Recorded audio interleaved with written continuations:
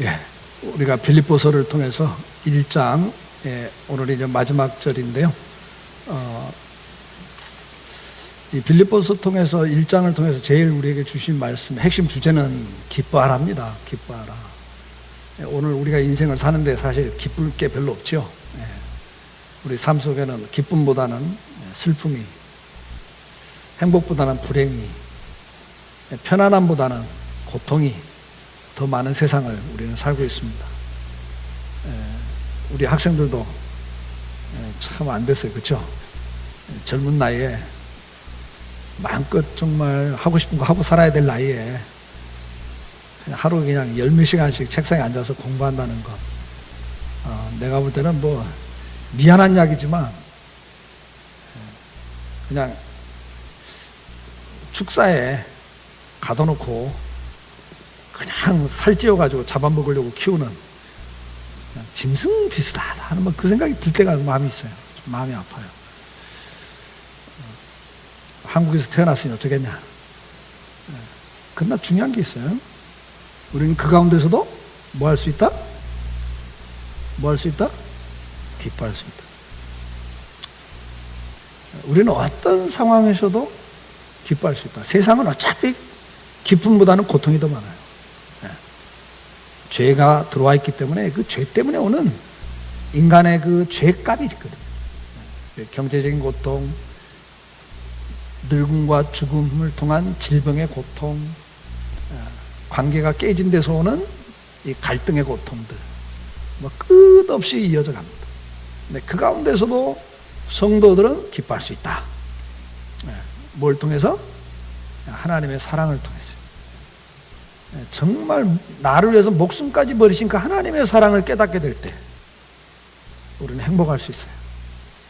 삶에 의미가 있어요. 그 사랑을 더 깊이 끌고 가면 세상에서 주지 못하는 진정한 기쁨이 와요. 만족이 있어요. 우리가 주님을 바라보고 살면 만족할 수 있게 됩니다. 그런데 주님을 보지 않으면요, 다른 환경이나 조건을 보기 시작하면 그때부터는 이제 불행해지기 시작합니다. 왜요? 비교하게 되고 또 경쟁하게 되고 그런 삶 자체가 굉장히 살벌해져요. 지금 한국 사회가 너무 살벌한 이유가 바로 거기에 있어요. 결국에 본인들이 다 고통을 당한다고. 자, 우리는 그래서 인생관을 분명히 해야 돼요. 사람이 어떤 존재냐? 태어나면 죽는 날이 있다. 이 세상 천년만년 사는 거 아니다. 죽은 다음에는 하나님의 심판이 있고 천국과 지옥이 있다. 우리가 이 땅에 사는 가장 중요한 이유는 이 땅에서 어떻게 사느냐보다 더 중요한 것은 영원한 천국이 더 중요하다. 이 내세관을 가진 사람은 이 땅에서 어떤 삶을 살아도 거기에 그렇게 연연하지 않아요. 여러분, 우리를 정말 힘들게 하는 건 집착이라는 데서부터 나와요. 뭔가 우리가 집착하기 시작하면 모든 사고와 그리고 마음과 그리고 태도까지 다 묶여버려요. 그 집착하는 것에 묶입니다. 그 묶여있는 걸 우리는 노예라 그래. 노예. 그래서 어떤 사람은 돈의 노예가 돼 있고, 어떤 사람은 명예의 노예가 돼 있고, 어떤 사람은 자존심의 노예가 돼 있고, 어떤 사람은 자식의 노예가 돼 있고, 뭔가 집착을 하는 순간부터 사람은 그것의 노예가 돼요. 그때부터는 불행해지는 거죠. 자, 이런 측면에서 에베소에서는 인생관이 중요하다. 바울은 나는 이런 인생관을 갖고 있기에 내가 이 땅에서는 살 소망이 끊어지는 상황까지 가더라도 그것 때문에 내 인생을 포기한 적이 없고 좌절한 적이 없다. 순간 두렵고 순간 스트레스는 받지만 내 안에 있는 이 기쁨까지 뺏어가지 못한다. 그렇게 고백을 하는 거죠. 오늘 이 내세관을 가지고 살 수 있기를 다시 한번 주님의 이름으로 축복합니다. 더 중요한 게 뭐죠? 하나님께서 우리를 끝까지 인도해 가신다. 하나님께서 끝까지 나를 책임져 주신다. 그렇기 때문에 너희는 어떤 상황에도 담대하게 인생을 포기하지 말고 승리해라. 그것 때문에 우리는 기뻐할 수 있는 거예요. 주님은 오늘도 내 인생의 주인이 되시고 생사복을 주관하고 계시고, 그리고 나를 눈동자같이 지켜주시는 나의 아버지시다. 그렇기 때문에 우리는 그분이 나와 함께하기에 오늘 내가 어떤 상황에 있고 어떤 형편에 처한다 할지라도 그것이 나를 지배하지 못하고 하나님 은혜 가운데 우리는 기뻐할 수 있다. 앞에서 그런 부분들을 말씀을 나눴습니다. 자, 그러면서 이제 27절에 오면은 너희가 이런 하나님의 자녀가 되었다면 하나님의 자녀답게 살아라.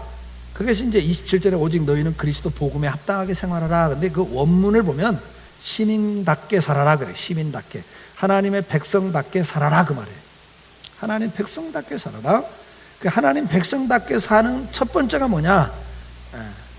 너희가 일심으로 서서 한 뜻으로 복음의 신앙을 위하여 협력하는 것이다. 그러니까 신앙에서 가장 신앙의 본질은 사랑입니다. 사랑. 사랑할 줄 아는 게 신앙이 좋은 거예요. 그 사랑 안에서 화목하는 것, 하나 돼 가는 것. 부부도 사랑하지만 하나가 안 되면 불행해져 버려요. 사랑한다고 생각한 게 아니에요. 사랑하면서 하나 돼 가야 된다. 하나 돼 가는 작업은 보통 일이 아니에요. 부부 생활 해봐서 알잖아요. 그래서 뭐하라고 그래요? 너희가 주님의 마음을 품고, 그 주님의 마음이 뭐예요? 모든 겸손과 온유로 하는 거다. 모든 겸손과 온유로. 우리가 이건 지난번에 다룬 주제예요. 자, 그래서 우리가 정말 주님의 마음을 가지고 나보다 다른 사람을 더 존중해주고, 그리고 배려하고 섬길 때 우리는 하나 돼 갈 수 있다. 그래서 신앙의 그 하나님 백성의 그 표징, 그것은 첫째 화목해 하는 거예요. 마귀는 분열을 일으켜요. 그래서 사탄은 들어가는 데마다 하나님과 인간 사이를 갈라놓고 인간과 인간 사이를 갈라놔 버려요. 그래서 불행하게 만들어요. 그게 마귀가 하는 짓이에요. 그래서 마귀는 트러블 메이커예요. 성령은 피스메이커예요. 성령이 들어가시면 거기는 화목해요. 평안을 주세요. 평강을 주세요. 감사와 기쁨을 주세요. 그러니까 우리가 지금 항상 내가 하나님의 백성이라면 내 안에는 성령 하나님의 은혜 속에서 사랑이 나가고, 그래서 어떻게 해요? 화목해 하는 자가 돼요. 근데 내 안에 사탄이 나를 지배하기 시작하면, 은혜가 떨어지고 사탄이 지배하면 가는 데마다 트러블 메이커가 될 수밖에 없어요. 자기중심적이고 이기적이고 독선적이고 교만해지고 자기를 자랑하고, 이게 이제 사탄이 지배하는 사람들의 특징이잖아요. 그러니까 남을 무시하고 멸시하고 우습게 여기고, 이게 성령과 반대로 하죠. 그러니까 관계가 다 깨지는 거예요. 그런 사람 주변에 누가 붙어 있어요? 부부지간에도 막 정이 떨어진다 소리를 하잖아요. 그런 것은 성령의 은혜 가운데는 화목해 하는 거다. 자, 그 다음에 이제 오늘은 이제 그 하나님의 백성답게 사는 게 특징이 뭐냐? 28절에 아무 일에든지 대적하는 자로 인하여 두려워하지 않은 이 일을 듣고자 함이라. 우리가 하나님의 백성으로서 살아갈 때 가장 두드러진 특징 가운데 하나가 대적하는 자가 있다는 거예요. 그리고 그 대적하는 자로부터 뭐가 와요? 29절에 보니까 너희에게 그리스도를 위하여 너희에게 은혜를 주신 것 다만 그를 믿을 뿐만 아니라 또한 그를 위하여 고난도 받게 하려 함이라. 고난이 있다는 거예요. 그러니까 우리를 대적하는 자가 있고 그 대적이 우리에게 고난을 준다는 거죠. 그 고난을 두려워하지 마라. 오늘 본문이 그거죠. 그래서 복음에 합당하게 사는 것, 하나님 백성답게 사는 삶의 첫째 특징은 뭐냐? 대적자가 있다. 이걸 아셔야 돼요. 예수 믿고 나면 그 다음부터 마음이 편안해요. 막 형통해요. 그렇지 않아요, 여러분? 싸움이 있어요. 영적 싸움이 있습니다. 고린도전서 16장 9절에 보니까 네가 광대하고 내게 광대하고 유한 문이 열렸으나 대적하는 자가 많음이라 그랬어요. 대적하는 자가 많다고 바울은 고백하고 있어요. 시편 2장 2절에 보면 세상의 군왕들이 나서며 관원들이 서로 꾀하여 여호와와 그의 기름 부음 받은 자를 대적하며 그래요. 세상의 왕들이, 관원들이 하나님과 그 기름 부음 받은 자들을 대적한다. 사도행전 4장 26절에도 세상의 군왕들이 나서며 관리들이 함께 모여 주와 그의 그리스도를 대적하는도다 하신 이로소이다. 결국은 성도들을 대적하는, 그래서 신앙생활을 제대로 하지 못하도록 방해하는 세력이 사탄인데, 이 사탄이 동원하는 방법 가운데 첫째가 국가 권력이에요. 국가 권력과 사상이에요. 정치 시스템이에요. 그래서 지금까지 기독교 역사에서 로마 제국으로부터 시작돼 가지고 국가 권력에 의해서 교회는 엄청난 박해를 받았어요. 그 다음에는 공산주의 사상과 공산주의 국가들에 의해서 수많은 교회와 성도들이 핍박을 받았어요.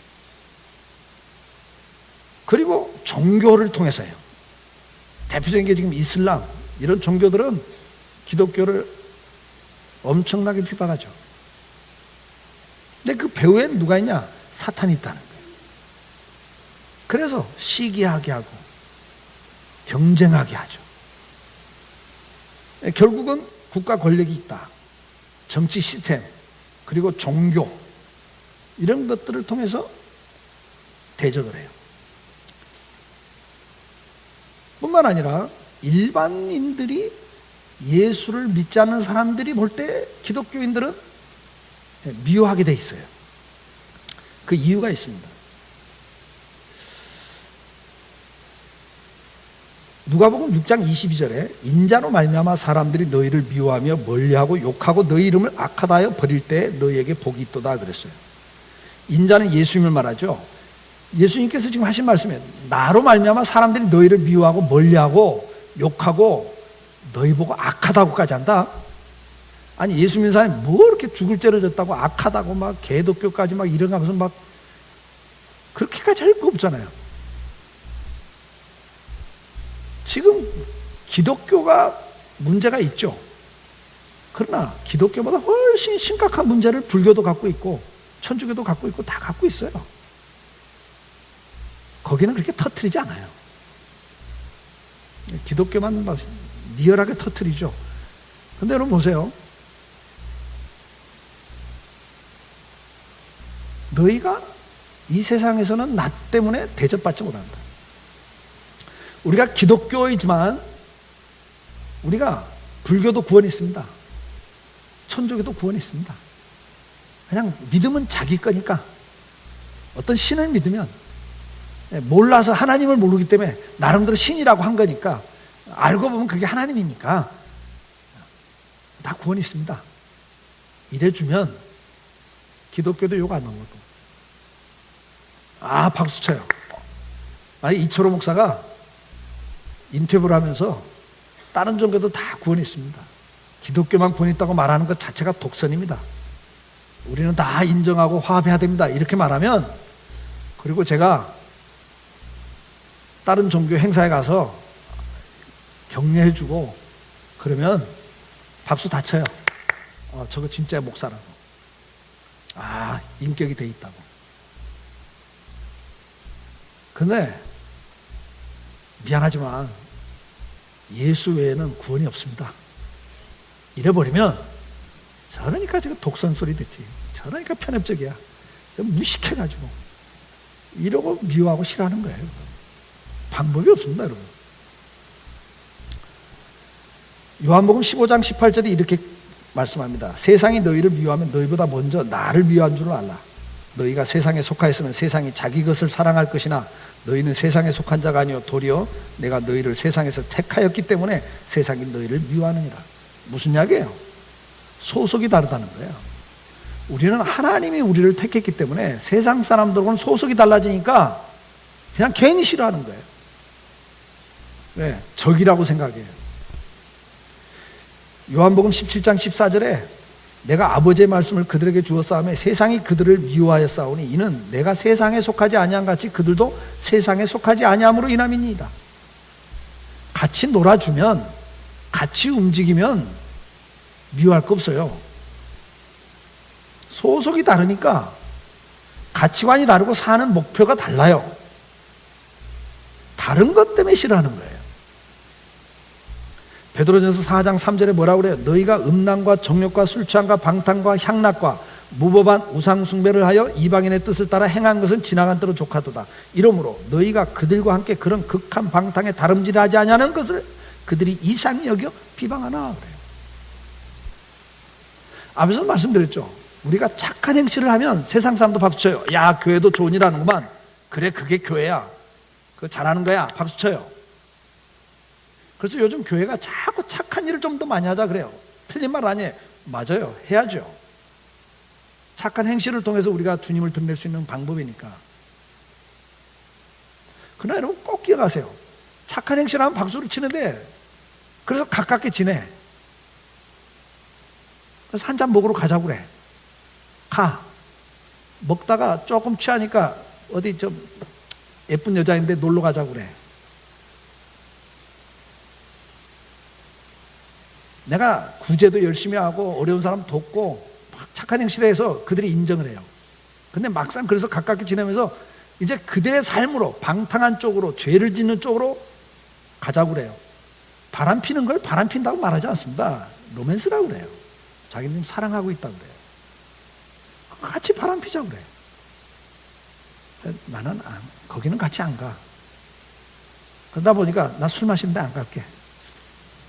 왜? 한 잔 들어가다 보면 가니까 또 그 다음 단계 연결이 되니까 아예 나 안 간다. 왜 안 가? 오늘 같이 어울리자. 나 좀 바쁜 일에서 못 가. 대강 알거든요. 저게 지금 우리 같이 노는 걸 싫어하는구나. 그때부터 또 미워하는 거예요. 왜요?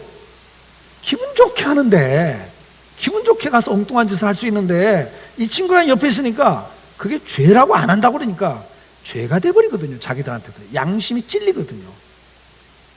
그러니까 싫은 거예요. 그래서 이제 욕을 하기 시작해. 아이고, 야, 내가 아는 장로도 할 거 다 하더라. 집사 주제, 네가 무슨 신앙이 좋다고. 이렇게 나온단 말이죠. 우리가 날마다 겪는 삶의 모습들 아닙니까? 야, 장로도 사업할 때 다 편법하면서 하더라. 근데 무슨 집사 주제 편법 안 하겠다 이렇게 고상한 척하고. 이때부터 이제 또 배척을 당해요.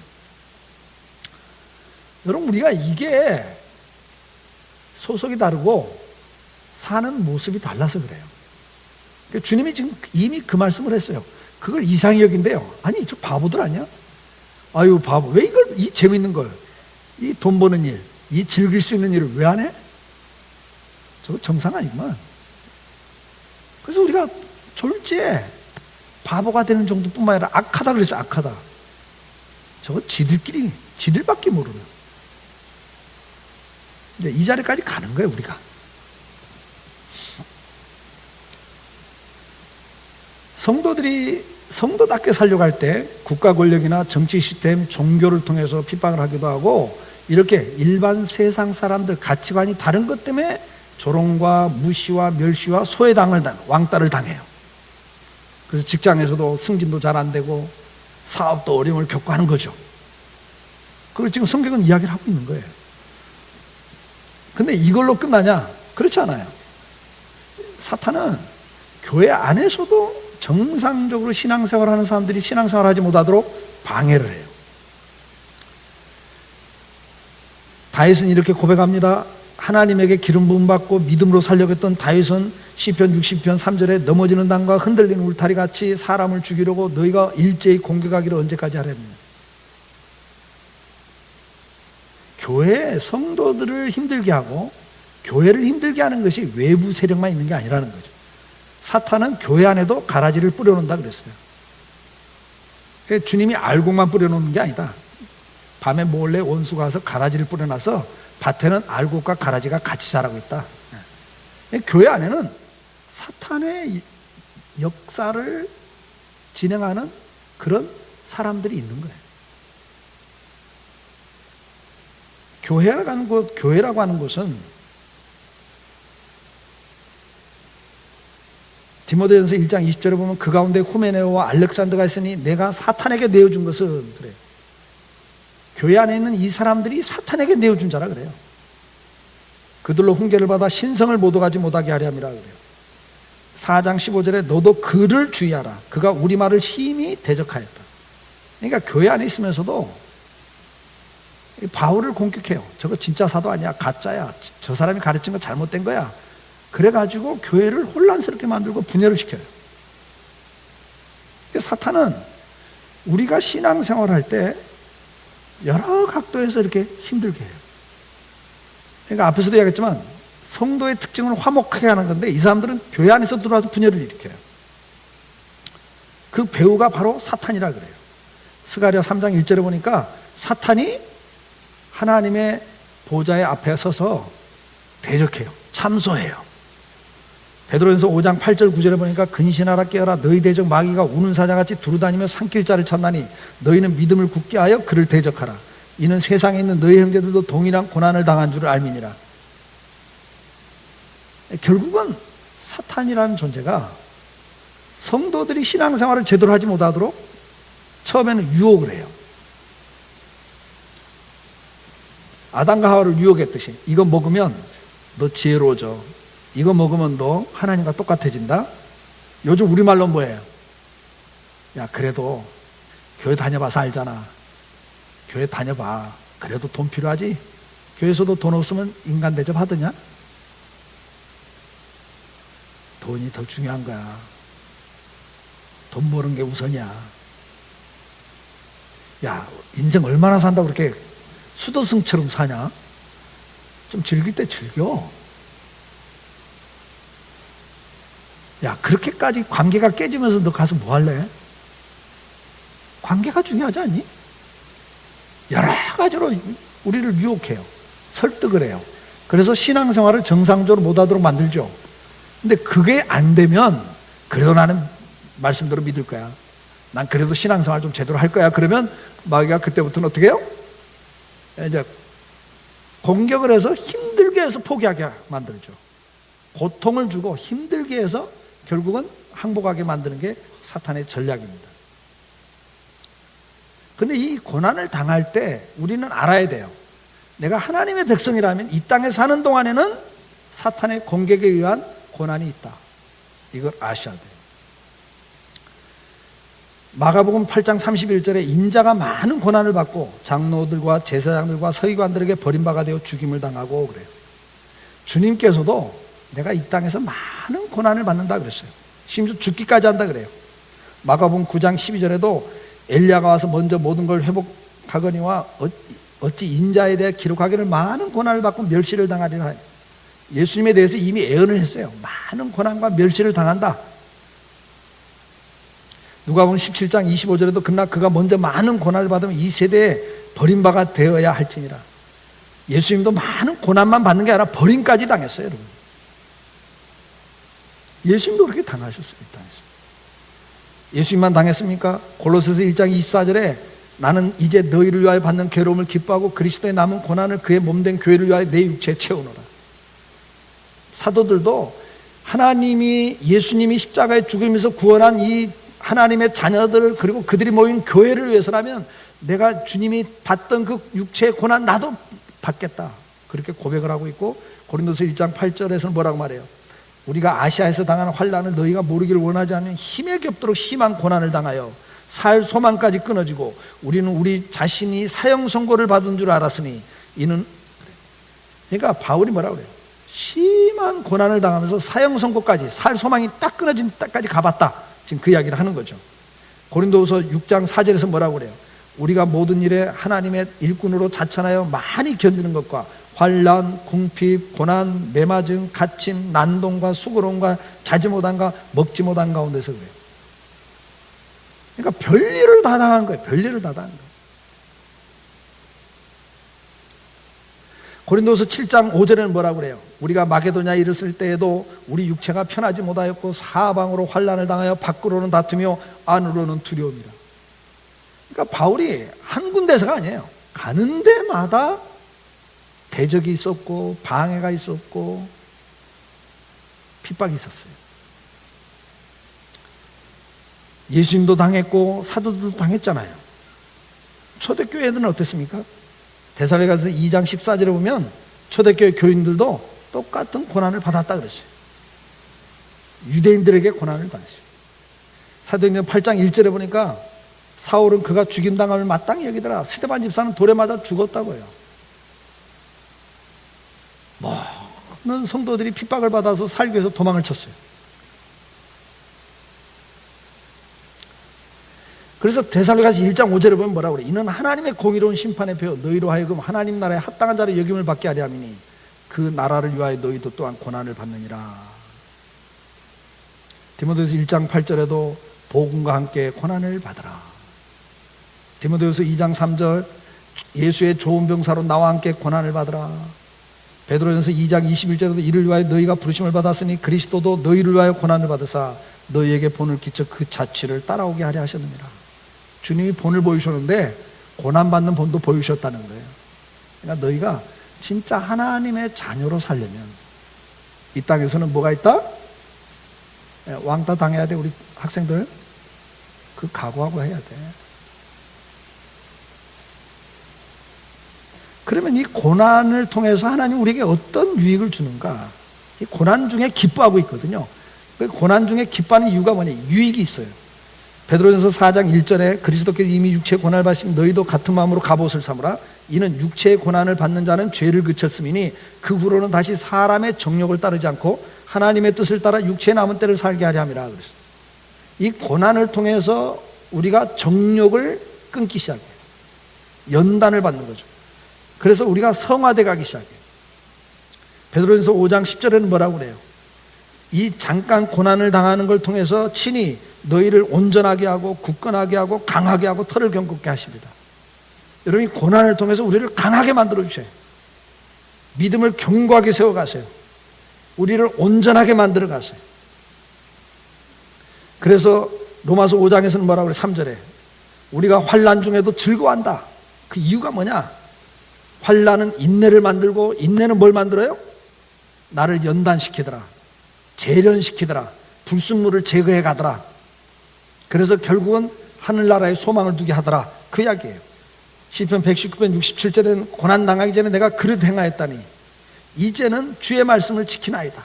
고난을 통해서 내가 내 멋대로 살던 것에서 고난을 통해서 교훈을 받으면서 이렇게 살면 안 되겠구나 하고 말씀을 순종하기 시작하더라. 지금 그 이야기를 하죠. 고린도서 1장 8절 9절에서는 뭐라고 그래요? 심한 환난과 핍박을 다 받았죠. 살 소망이 끊어졌죠. 사형 선고를 받은 자 같았다 그랬죠. 그 이유가 뭐라고요? 하나님만 의지하게 하려 하십니다. 여러분, 우리가 이 고난을 통해서 사람은 만들어져 가는 거예요.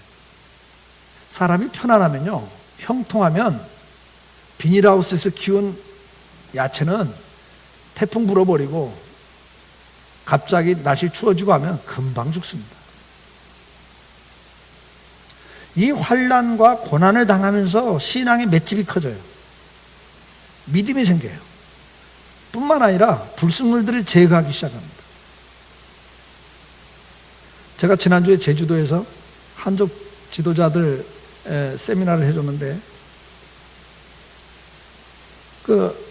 같이 중국에서 처음 이제 한국에 제주도에 오신 분들이니까 낮에 이렇게 잠깐 같이 관광을 하는데 해안가 도로에서요 보니까 해안가 도로에는 큰 나무가 없더라고요. 특히 저 서귀포 쪽 태평양에서 그냥 바람 쳐오는 그쪽은 해안가에 큰 나무가 없어요. 왜죠? 자주 태풍이 오니까 큰 나무가 되면 그냥 그대로 쓰러지니까 키가 최대한 작아요. 꽃들도 키가 작아요. 바람을 최대한 안 타는 거죠. 이파리가 많지 않아. 그리고 바람 방향 쪽으로 기울어져 있어. 반대쪽으로 막 이러고 있다가 막 더 당하고 부러지지 않으려고 이쪽으로 싹 넘어가 있고. 자, 그거 가만히 보면서요. 그래, 연단이라는 게, 이 설교 준비를 하고 있었으니까 연단이라는 게 우리를 낮추는구나. 뻣뻣이 서 있어봤자 부러지니까. 예. 앞으로 나가다가 부러지니까 그래, 뒤로 쓱 제끼고, 이파리가 많으면 또 바람을 많이 타서 부러지니까 이파리 숫자를 최대한 줄여놓고, 키도 낮추고 몸집도 줄여놓고 방향도 다 바람과는 거스르지 않게 하고 살아남기 위해서 한 거죠. 고난이라고 하는 것은 우리로 하여금 뭔가를 만들어가요. 교만하던 사람들이 겸손하게 되고, 막 욕심 갖고 있던 것들을 내려놓기 시작하고, 그래서 고난이 주는 유익이 굉장히 많아요. 마태복음 5장 11절에는 나로 말미암아 너희를 욕하고 박해하고 거짓으로 너희를 거스려 모든 악한 말을 할 때 너희에게 복이 있나니 기뻐하고 즐거워하라 하늘에서 너희 상이 큼이라 그래요. 여러분 보세요. 욕해요, 박해요, 거짓으로 거슬려서 모함을 해요, 악한 말을 해요. 근데 그걸 보면서 스트레스 받지 말라는 거예요. 예수님도 막 욕하고 비난했는데, 바울도 가는 데마다 비난을 당하고 모함을 당했는데, 여러분 신앙생활에서 좀 모함 당하면 어때요? 그것 때문에 스트레스 받지 말고 오히려 기뻐하라는 거예요. 왜? 야, 나도 상이 있겠구나, 나도 주님과 함께 가고 있구나 생각하라는 거죠. 누가복음 6장 22절에는 뭐라고 그랬어요? 인자로 말미암아 사람들이 너희를 미워하며 멀리하고 욕하고 너희 이름을 악하다 버릴 때 너희에게 복이 있도다. 여러분 친구들로부터 어느 때는 악하다 소리까지 들어요. 그리고 버려버려요. 소외를 당해요. 그때 복이 있다 그래요. 베드로전서 3장 14절에는 뭐라고 말합니까? 의를 위하여 고난을 받으면 복이 있는 자니 그들이 두려워하는 것을 두려워하지 말며 근심하지 말고 그래요. 베드로전서 4장 12절에서 14절은 뭐라고 그래요? 이상히 여기지 말고 오히려 너희가 그리스도의 고난에 참여한 것으로 즐거워하라. 왜냐? 그의 영광이 나타나실 때, 주님이 재림하실 때 우리도 그 안에서 그 영광 가운데 즐거워할 수 있는 자가 된다. 그렇게 말씀합니다. 고린도후서 4장 17절은 뭐라고 그래요? 우리가 이 땅에 당한, 믿음을 지키게 당한 고난과 환난들은 우리가 하나님 앞에 큰 상급을 쌓는 거다. 그렇게 이야기를 하죠. 베드로전서 1장 6절 7절에서는 뭐라고 말합니까? 우리가 환난을 당하고 핍박을 당할 때 잠깐 근심하게 된다. 그러나 오히려 크게 기뻐한다. 왜? 나중에 주님 앞에 서는 날 칭찬과 영광과 존귀를 얻기 때문이다. 그렇게 말해요. 계시록 2장 10절에는 뭐라고 그래요? 환난을 당할 때 받으라. 네가 죽도록 충성하면 뭘 주리라? 생명의 관을 주리라. 우리는 고난은 우리를 성화시킵니다. 고난은 우리를 성숙시킵니다. 고난은 우리를 변화시킵니다. 고난은 우리에게 복을 줍니다. 고난은 우리에게 영광과 존귀와 칭찬을 받게 합니다. 제가 지난주에도 어떤 후배 목사님 만나가지고 이야기를 하는데, 한국교회를 걱정하면서 큰일 났다고, 너무 안티 기독교가 심해지고 교회 안에서도 너무 심해지고 이러다가 교회가 무너지는 것 같다고, 그리고 점점 이제 전도는 안 되고 큰일 났다고 그래요. 제가 그랬죠. 걱정하지 말라고. 기독교 역사를 보면 항상 그랬다고 제가 그랬어요. 기독교 역사를 보면 항상 교회가, 성령의 은혜가 임하면 교회가 부흥을 해요. 근데 교회가 부흥하면요, 많은 사람들이 들어와요, 교회 안에. 근데 그게 예수를 믿고 들어오는 게 아니에요. 그냥 교회가 다 주변에서 좋다 하고 막 사람들이 교회 다니니까 인간관계, 그 다음에 뭐 다른 문제들, 종교심, 뭐 여러 가지로 교회 와요. 그러다 보니까 종교인이 되죠, 종교인. 그래서 이제 종교 생활을 하는 거예요. 기독교 종교 생활을 하죠. 기독교인으로서 종교 생활을 해요. 그러다 보니까 권사도 되고 장로도 되고 집사도 돼요. 그러나 그 속에는 예수가 없어요. 있습니다, 여러분. 그러면 결국은 어떻게 되죠? 그들이 장로가 되고 권사가 되고 또 목사도 돼요. 그렇게 해서 교회에서 막 부흥되고 교회가 막 좋고 분위기 좋고 하니까 직업으로도 목사 괜찮거든요. 그때는. 그러니까 막 그런 걸 보고 목사 된 사람은 가치관이 사명이기보다는 직업이에요. 그래서 그냥 타락한 목사가 나오죠. 희생이 없어요. 그렇게 가는 거예요, 교회가. 그러다 보니까 이제 교회가 어때요? 그런 사람들에 의해서 교회가, 그래서 교회, 목사님 설교 너무 그 죄 지적하지 마시고요. 너무 부담되는 설교 하지 마세요. 당에서도 이제 이렇게 나와요. 자기들이 듣기 싫으니까, 부담되니까. 교회가 뭐 꼭 이렇게 해야 됩니까? 좀 적당히 합시다. 좀 편하자고 온 건데 여기 와서 이렇게 스트레스 받으면 됩니까? 우리 좀 편하게 삽시다. 교회가 그래서 어떻게 가냐면 복음이 없어져요. 신앙생활을 제대로 하는 것이 우습게 돼버립니다. 그리고 저거 광신자네요. 꼭 저래야 되나? 분위기가 그렇게 교회가 흘러가요. 목사도 타락하고 장로도 타락하고 다 이제 교회가 그렇게 가죠.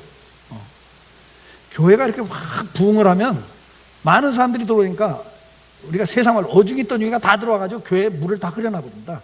그래서 이제 교회가 아닌 게 돼버려요. 교회답지 않게 돼요. 그 다음에 많은 사람들이 들어오니까 헌금이 많아지잖아요. 헌금이 많아지면 그때부터 또 교회가 타락해요. 물이 고이면 썩거든요. 돈을 쌓아두기 시작하면 타락하게 돼 있어요. 그래서 하나님은 항상 교회가 그렇게 타락으로 가면 한번 매를 들어요. 저는 지금 막 개독교설이 들어가면서 지금 뭐 교회 안에서도 뭐 목사 뭐 어쩌고 저쩌고 저는 그거요. 하나님이 섭니다 지금. 그래서 정신 차리고 저는 감사하고 있어요. 저보고도 뭐 사탄의 새끼다, 뭐 교인들의 피를 빨아먹는다, 막 그래요. 저희 교인 가운데도. 저는 감사하고 있어요. 내가 좀 더 하나님 앞에 바로 서야 되겠구나. 조금 잘못했다가는 진짜 뭐 난도질을 당할 상황이니까 살기 위해서라도 조심해야 되겠구나. 하나님 앞에 긴장해야 되겠구나. 하나님이 나 은퇴하기 전에 바울에게 육체의 가시를 준 것처럼 가시를 하나 주셨구나. 감사하고 있어요 지금. 여러분 항상 기억해야 돼요. 핍박이 오면 교회는 정화돼요. 이제 보세요. 막 개독교 소리 듣고 어디 가서 예수 믿다 하면 막 조롱받으면 교회에 어지간한 사람 안 붙어 있습니다. 이제 교회를 다 떠납니다. 그래서 이제 쭉정이는 날아가기 시작해요. 두고 보세요. 한국에 급속도로 숫자 줄어요. 그거 두려워할 거 없어요, 여러분. 있어도 교회만 더 어지럽혀요. 교회를 타락시켜요. 그러니까 환란을 두려워하지 마세요, 여러분. 큰 그림으로 기독교회나 개인이나 환란을 두려워하지 마세요. 그걸 통해서 우리는 정신을 차리고 깨어 기도하게 돼 있고, 그걸 통해서 더 절제하고, 그걸 통해서 더 몸부림을 치면서 하나님은 우리를 어떻게 만든다고요? 더 성화시켜가고, 더 믿음을 성숙시켜가고, 더 견고하게 만들죠. 이게 축복입니다, 여러분. 축복이에요. 그래서 결론은 뭡니까? 이런 걸 가지고 두려워하지 말고 기뻐해라. 감사해라. 히브리서 2장 18절에 그가 시험을 받아 고난을 당한 즉 시험 받는 자들을 능히 도우실 수 있느니라. 주님이 우리처럼 다 당해보셨다는 거예요. 그래서 그 고난을 당할 때 우리를 도와줄 수 있는 분이라는 거죠. 디모데후서 1장 12절에 뭐라고 말씀합니까? 이로 말미암아 내가 또 이 고난을 받을 때 부끄러워하지 아니하면 내가 믿는 자를 내가 알고 또한 내가 의탁한 것을 그날까지 그가 능히 지킬 줄을 확신함이라. 내가 주님을 알고 있다. 하나님이 어떤 분이냐? 내가 죽는 날까지 이 믿음을 지켜갈 수 있도록 나를 지켜주시는 분이고 도와주시는 분이다. 시편 27편 5절에 여호와께서 환난 날에 나를 그의 초막 속에 비밀히 지키시고 그의 장막 은밀한 곳에 나를 숨기시며 높은 바위 위에 두시리로다. 시편 30편 7절 내가 주의 인자하심을 기뻐하며 즐거워할 것은 주께서 나의 고난을 보시고 환난 중에 있는 내 영혼을 아셨으며. 주님은 오늘도 저와 여러분을 다 알고 계시고 보고 계시고 그리고 지켜주시고 도와주시겠다고 약속을 하고 있는 거예요. 우리가 믿음을 지켜갈 때 마지막까지 주님은 우리와 함께 하세요. 더 중요한 건 고린도전서 10장 13절입니다. 사람이 감당할 시험밖에는 너희에게 당한 것이 없나니 오직 하나님은 미쁘사 너희가 감당하지 못할 시험 당하면 허락지 아니하시고 시험 당할 쯤에 또한 피할 길을 내사 너희로 능히 감당하게 하시느니라 그랬어요. 여러분, 하나님이 나를 아셔요. 내 수준을 아세요. 그래서 내 수준에 맞게끔 환난도 허락을 해요. 3살 먹은 애하고 10살 먹은 애하고 대학생하고는 부모가 요구하는 게 달라요. 기대하는 게 달라요, 여러분. 하나님 우리를 너무 잘 아셔요. 그래서 내 입장에서 보니까 죽었다 깨어나도 못할 것 같아요. 난 감당 못해요. 그래도 사실은 아니에요. 감당할 수 있는 걸 주시고 또 도와주신다는 거예요. 그런데도 어느 때는 정말 그냥 주저앉아고 나 못해. 그래도 어떻게 한다고요? 피할 길을 주신대요. 제가 한 달이나 두 달에 한 번 손녀를 만나요. 손녀를 만나는데 여기 이제 3살 먹은 애인데 어딜 이제 같이 가잖아요. 같이 가면 내가 딱 보면 저기까지는 얘가 걸어갈 수 있는 거리거든요. 그 아이의 체력에 거기까지 걸어갈 수 있어. 그럼 이제 딱 걸어가자 그러면 조금 가다가 얘는 걷기가 싫잖아요. 그러면 앞에 뭐 개가 있다거나 앞에 뭐 차가 있다거나 뭐가 딱 있으면요, 딱 써서 하삐 무서워 그러고 있어요. 무섭대. 결론은 뭐예요? 안아달라는 이야기예요. 걸어가기 싫다고. 내가 봐도 이건 뻔한 거거든요. 얼마든지 갈 수 있어요. 근데 이 녀석은요, 계속 나를 쳐다보면서 하삐 무서워 그러고 있으면 내가 어떡하죠? 이놈의 새끼가 어디서 나한테 꾀를 부려. 막 네 이마에 다 써있어. 막 제가 그래요? 아니죠. 개 수준에서는 내가 얼른 웃으면서 안아줘 버려요. 그래 가자. 그러고 가요. 피할 길을 주신단 말이 그런 개념입니다. 여러분. 어느 때는 내가 감당할 수 있는 건데도 어느 때는 정말 싫어. 하나님 나 이번엔 싫어. 하나님 나 이번엔 정말 시험 들고 싶어. 다시 이러면 안 되지. 일어나고 싶지 않아. 하나님 나 이제는 진짜 싫어. 막 그러고 앉아있으면 두들겨 패요? 또 그냥 안고 가주셔요. 그때 또. 지금 그 이야기예요. 그러니까 너무 염려하지 말고 두려워하지도 말고 어렵더라도 어떻게 해라? 너와 함께 하시는 하나님, 너를 지키는 하나님, 그리고 너를 품고 가시는 하나님, 그 하나님 바라보면서 어려움 당할 때 담대해라, 기뻐해라, 그렇게 말씀을 하는 거예요. 고린도서 6장 10절에 보면 근심하는 자 같으나 항상 기뻐하고 가난한 자 같으나 많은 사람을 부유하고 아무것도 가진 것이 없는 자 같으나 모든 걸 가진 자다. 우리 성도의 특징입니다. 옆에서 보면 참 근심할 수밖에 없는 상황인데도 성도는 기뻐하고 있어요. 이 기쁨이 어디서 오는지 세상 사람은 몰라요. 하나님부터 와요. 오늘도 이 기쁨 누리고 살 수 있길 축복합니다. 고린도서 7장 4절에는 뭐라고 그래요? 모든 환난 가운데서도 위로가 가득하고 기쁨이 넘치는도다 그랬어요. 여러분, 우리가 정말 담대한 것은 뭐냐? 내가 많은 환난을 당했지만 그 환난 속에 위로가 가득했다. 기쁨이 넘쳤다. 누가 주시는? 주님이 주시는 게 있었단 말이에요.